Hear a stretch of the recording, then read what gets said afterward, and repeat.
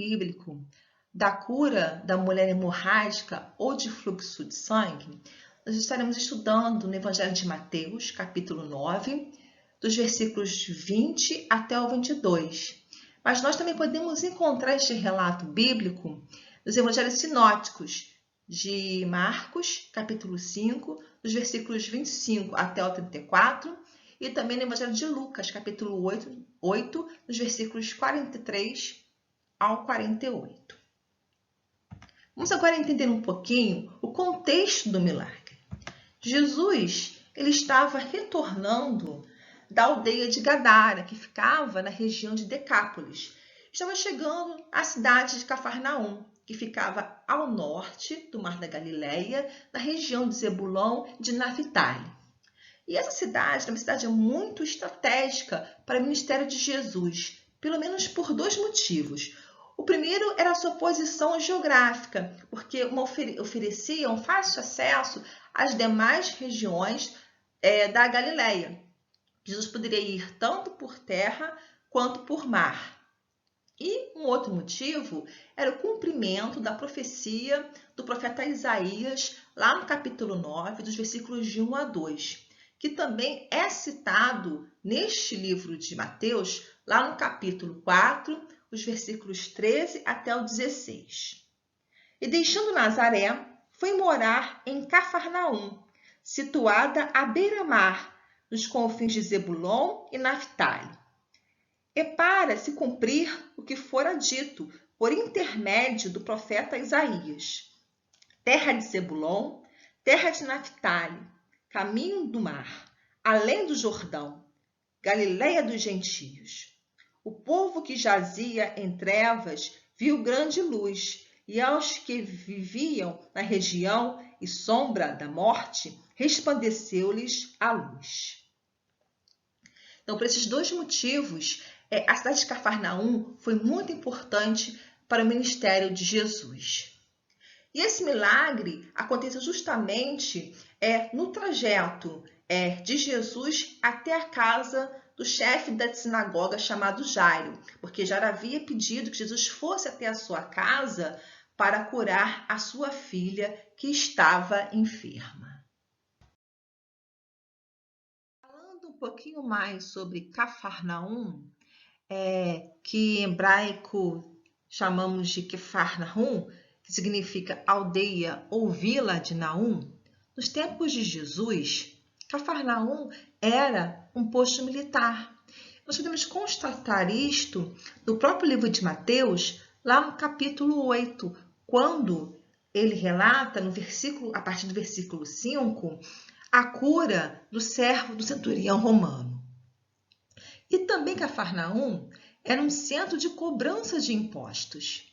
Foi justamente lá em Cafarnaum que nós lemos, lá no capítulo 9 de Mateus, versículo 9, o chamado do próprio autor do livro para ser discípulo de Jesus.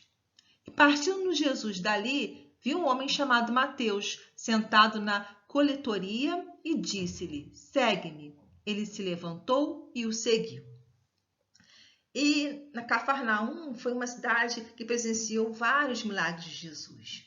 Dos milagres descritos no livro de Mateus, nos capítulos 8 e 9, 5 foram realizados em Cafarnaum. Mas, infelizmente, Cafarnaum não deu crédito à pregação de Jesus e, por isso, ele a condenou. Como nós podemos ver lá no próprio livro de Mateus, no capítulo 11, no versículo 23 e 24. Vou estar lendo só apenas o 23. E tu, Cafarnaum, que te ergues até os céus, serás abatida até aos infernos, porque se entre os de Sodoma fossem feitos os prodígios que em ti se fizeram, teriam permanecido até hoje. No século VIII, precisamente no ano 749, Cafarnaum ela sofreu um terremoto e ficou em ruínas. E nos dias de hoje, Cafarnaum se tornou um parque arqueológico turístico e é conhecida como a cidade de Jesus, porque Jesus saiu de Nazaré e foi morar justamente em Cafarnaum. Aqui nós temos uma panorâmica da cidade, vista do alto. Era uma cidade, uma aldeia pequena, não muito grande, né? As ruínas da aldeia, e à frente, né, às suas margens, fica ali o Mar da Galileia, que também é conhecido como Mar de Tiberíades ou o Lago de Genezaré. E apesar de se falar, né, Mar da Galileia, na verdade, o Mar da Galileia não é um mar, e sim um lago de água doces. Mas, devido à sua grande extensão, para a época, ele era considerado um mar. O Mar da Galileia, ele tem 21 quilômetros de comprimento, 13 quilômetros de largura e ainda há uma área de 163 quilômetros quadrados de sua extensão. E ele possui até 43 metros de profundidade. Então, por isso que ele é considerado o maior lago de Israel. E naquela época, devido à sua extensão, né, de ser um lago muito grande, ele era considerado, então, um mar. O texto bíblico diz: eis que uma mulher que durante 12 anos vinha padecendo de uma hemorragia. Vamos agora entender um pouquinho a situação desta mulher.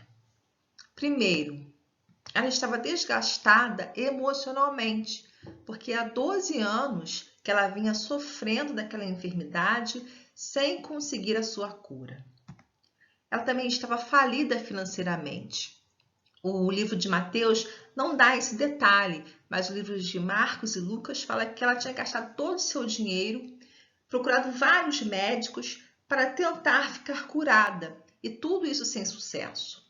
E os médicos não puderam curar a doença daquela mulher, e por isso ela não podia ter contato com outras pessoas. E isso fez com que ela ficasse excluída socialmente. E por último, ela tinha uma doença hemorrágica, quer dizer, uma doença que jorrava um fluxo de sangue. E conforme a lei judaica, ela era considerada impura. Lá em Levítico 15, no versículo 25, fala a respeito dessa lei.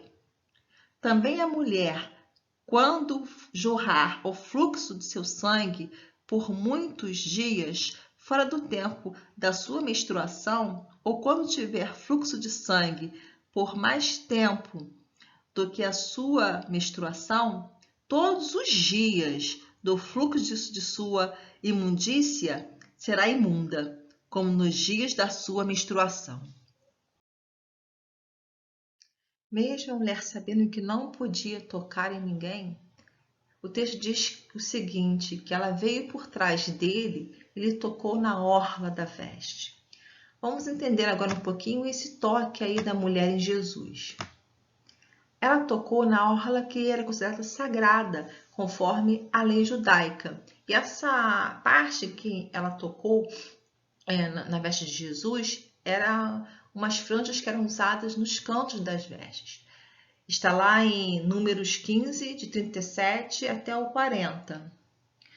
O Senhor disse a Moisés: fale aos filhos de Israel e diga-lhes que ao longo das suas gerações coloquem franjas nas extremidades das suas capas e ponham um cordão azul em cada franja.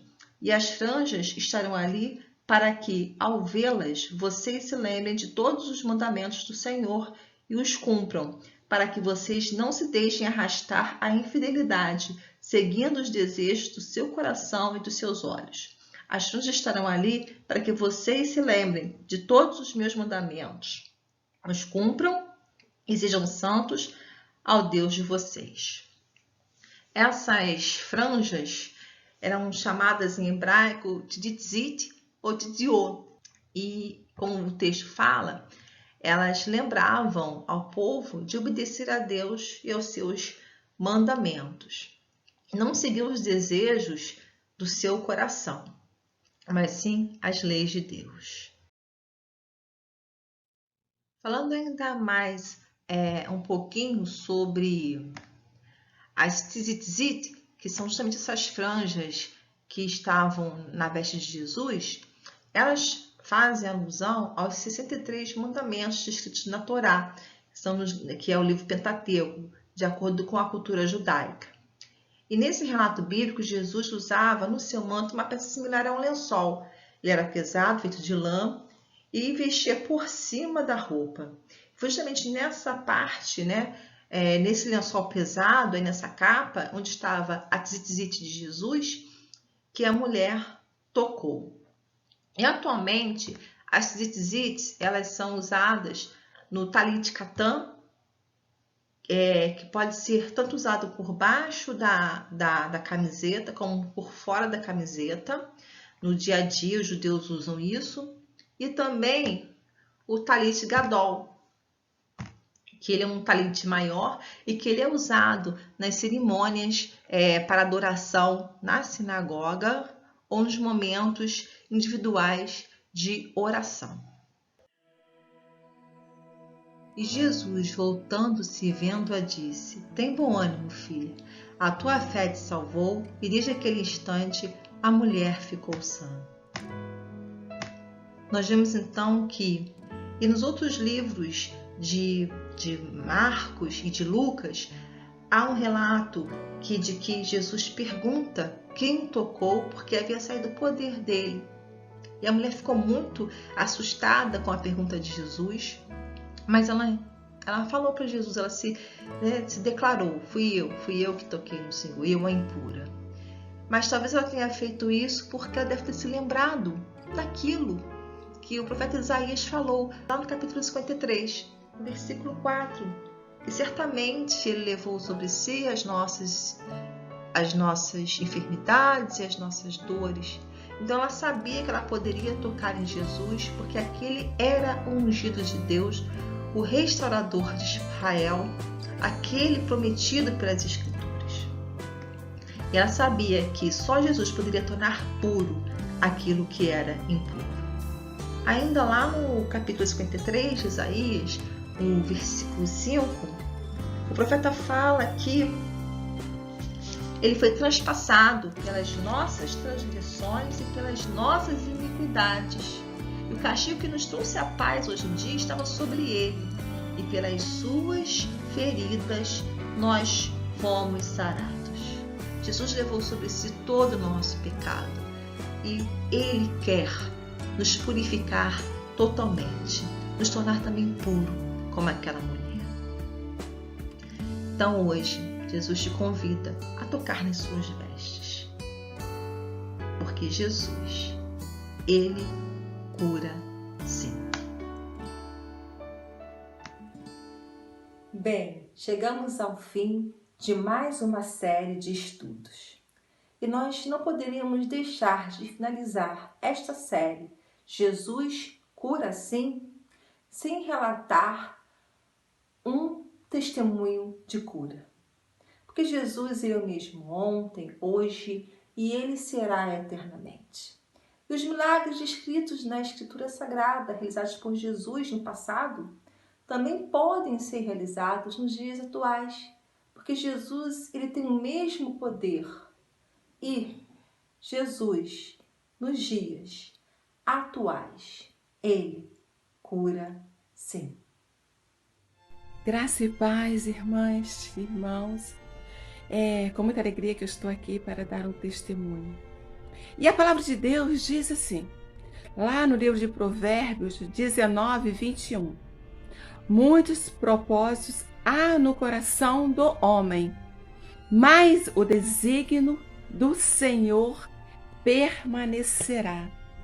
Irmãos, quando eu e meu esposo fomos morar em Saquarema, nosso propósito era abrir uma igreja e ali desenvolver o nosso ministério. Ele é pastor Jonas Sá de Souza, e nós tínhamos ali sonhos, propósitos, mas ele foi acometido da doença do câncer e por este motivo nós viemos para o Rio. Chegando aqui, o médico, assim, assustadoramente, ele foi falando, sobre o estado de saúde dele, que era gravíssimo. E depois da recuperação, ele teria que usar sonda, ele teria que fazer hemodiálise diariamente. Então o quadro não era bom. Mas, como servos, né, do Deus Altíssimo, nós começamos a orar e buscar ao Senhor. E o Deus começou a agir no momento em que eles enviou o exame dele para o INCA, e lá ele foi pelo CISREG, né? Entrou para o Pedro Ernesto, que é um hospital universitário. E nós achávamos que ia demorar, mas saiu logo, né, a consulta dele, e depois veio a etapa dos exames, que eram exames caros. E para ir para o CISREG, os irmãos sabem que é assim, é com muita dificuldade. Mas o Senhor agiu assim de maneira esplêndida. E ele foi fazendo todos os exames necessários através do CISREG em um posto de saúde pequeno, um posto muito pequeno. E nós chegamos lá e conseguimos, e veio logo o chamado para ele fazer os exames e depois o tratamento da radioterapia e também da quimioterapia, né? Através da injeção. E isso assim, em meio à pandemia, né? E a gente ouvindo muito aquela frase, fica em casa. E eu falava, Senhor, como que nós vamos ficar em casa? Se ele tem que ir para a clínica fazer as sessões, né, de radioterapia, nós temos que ir a hospitais, nós temos que dar continuidade ao tratamento. E nós orávamos e caminhávamos. E foi isso que aconteceu. Ele fez todo o tratamento, ele completou a radioterapia e quando foi no mês passado, ele recebeu alta, né, do câncer. O médico falou, vamos só fazer o acompanhamento, mas o Senhor não, sabe, não tem mais nada, não tem indício de nada. E eu fiquei pensando assim, porque quando nós fomos no primeiro médico, antes do tratamento, o quadro era assim, bem diferente, né? E a fala do médico também, bastante diferente. Mas quando acabou o tratamento, e foi muito dolorido, né? A gente vê, tem muitas fases, né? Que o paciente passa. E era muito dolorido, a gente chorava, eu chorava muito. Mas quando o médico falou que, né, que agora ele estava com alta, né, que eu estava curado, agora tem que tomar os cuidados necessários. Mas eu falei assim, a fidelidade do Senhor é para os seus filhos. E a palavra de Deus diz, o salmista ele fala, Deus fala por salmista, invoca-me, invoca-me, e eu te ouvirei, sabe? E o Senhor está falando sempre assim para o seu povo, invoca-me. Então nós precisamos invocar o nome do Senhor, porque Ele nos ouvirá, Ele vai nos sarar. Para quê? Para que o nome dele seja glorificado. Porque nós sabemos que o tratamento é um tratamento difícil e também a demora, há muita demora. E nada disso aconteceu. E nada disso aconteceu conosco. Porque o Senhor tomou a frente. E se vocês falarem, o que você diria agora, né, para as pessoas que estão com este problema, né, com este problema de câncer, dele era câncer da próstata, com esse problema também de saúde que nós temos, né, no nosso sistema de saúde, e também com toda, assim, a fraqueza humana, né, de enfrentar tantos problemas, né. Eu diria assim para vocês, o Senhor é o nosso Deus, é o nosso socorro presente na tribulação. O Senhor é o nosso rochedo, nossa sentinela. É o Senhor quem está conosco todos os dias. E Ele enviou o seu Filho, Jesus Cristo, aquele que morreu na cruz do Calvário para nos salvar. E em nome dele, e por ele, e para ele, foram feitas todas as coisas. E o nome de Jesus é o nome que está sobre todos os nomes. E devemos exaltar a esse Jesus, aquele que é o Salvador das nossas vidas. Porque enquanto há propósito de Deus na vida dos teus servos, Ele vai preservar a nossa saúde, a nossa integridade e vai também continuar caminhando conosco aqui. Porque nós sabemos que enquanto estivermos aqui, Ele está ao nosso lado. Depois que passar o nosso tempo aqui, nós estaremos lá, ao lado dele, mas Ele continuará conosco do mesmo jeito. Que o Senhor abençoe a todos. Continue derramando a bênção da cura sobre o teu povo, mesmo em momentos difíceis. Os milagres, eles acontecem. Estão aí para que o nome do Senhor seja glorificado. Que o Senhor continue abençoando a cada um de vocês. Em nome de Jesus. Amém.